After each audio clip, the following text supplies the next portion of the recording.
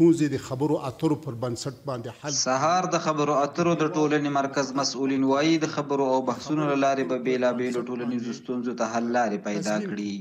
د سهار د خبرو اترو مرکز مسؤلینو او د ایران هیواد د یو شمېر مطالعاتي او څېړنیزو مسایلو اړوندو مؤسسو استازو په یوه ګډه خبري ناسته کې رسنیو ته وویل په افغانستان کې د ټولنیزو او اقتصادي پرمختګونو د رامنځته کولو په موخه به خپلو علمي او څېړنیزو بحثونو ته دوام ورکړي.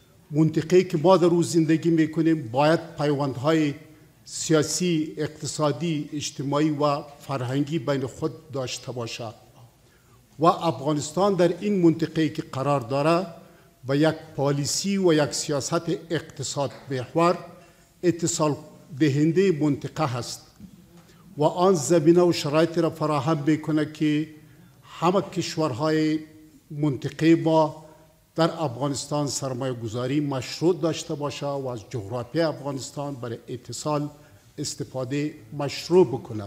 په دغه مراسمو کې له ګاونډیو هیوادونو سره د سیاسي او ټولنیزو اړیکو د پراختیا او د افغان کډوالو د ستونزو د حل په لارو چارو هم خبرې وشوې.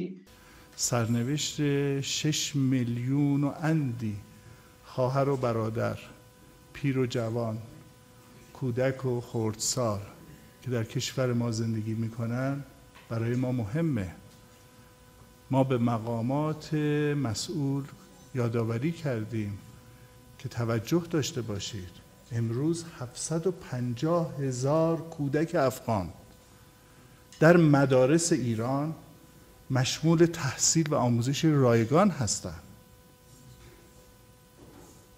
این کودکان شناختی که می توانند از ایران داشته باشند فردا پلی خواهد شد برای ارتباط اجتماعی نسل‌های آتی ما. در افغانستان قشون خارجی فرار کردند، نظام دست نشانده با تمام ارکانش فرو پاشید. این یک تغییر و تحول بنیادی بوده و هست که این تغییر و تحول بنیادی را ما به نام انقلاب یاد میکنیم و این یک انقلاب بزرگ اسلامی بود که در پهلوی انقلاب اسلامی ایران در اینجا به وقوع پیوست. محصول صدها هزار و حتی میلیون ها خون شهید هست.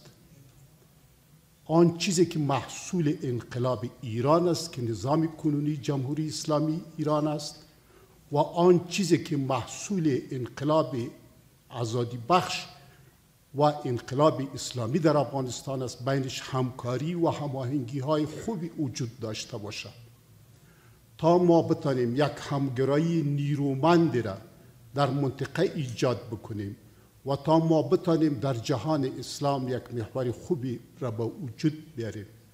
د یادونې وړ ده چې سهار د خبرو اترو مرکز له دې مخکې هم د هیواد په کچه د بېلابېلو ټولنیزو پرمختګونو د رامنځته کېدو په موخه دا ډول غونډې جوړې کړي. د یاد مرکز مسؤلین وایي چې له دا ډول بحثونو یې مثبتې پایلې ترلاسه کړي دي.